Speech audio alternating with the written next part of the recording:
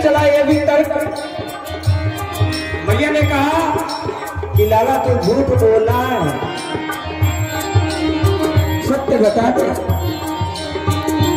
कन्हैया ने मन में सोचा कि जब कह दिए हैं कि नहीं खाए हैं माखन तो भैया को तो मनवाना ही है कि नहीं खाए।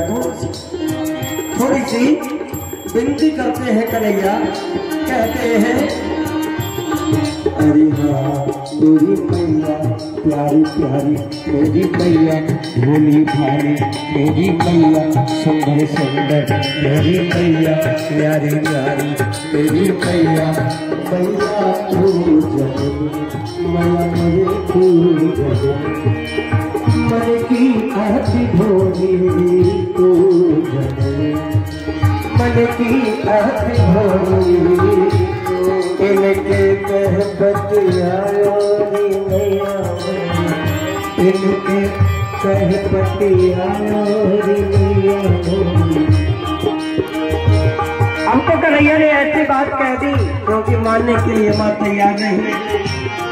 हम कन्हैया ने ऐसी बात कह दी कि कोई भी मां सुन नहीं पाएगी। तेरे मैया मेरी जिया तेरे कुछ भेद उपजी है, जिया तेरे कुछ भेद उपजी है, तुम्हें मोहे जानो परायो जानो, तुम्हें मोहे जानो परायो जानो, मैया मोरी मैं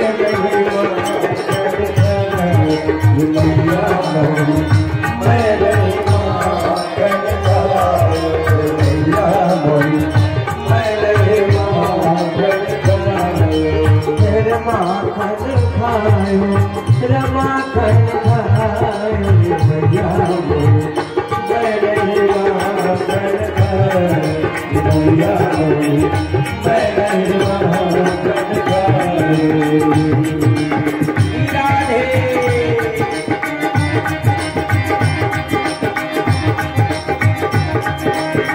जरा सी मातन के पीछे इतनी बड़ी बात कोई माता कैसे सुन सकती है।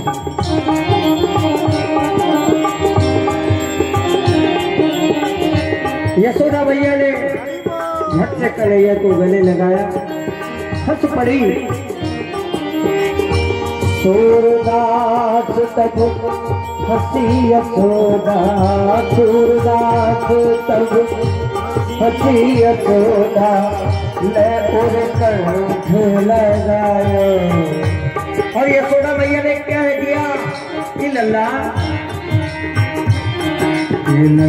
मोरी तय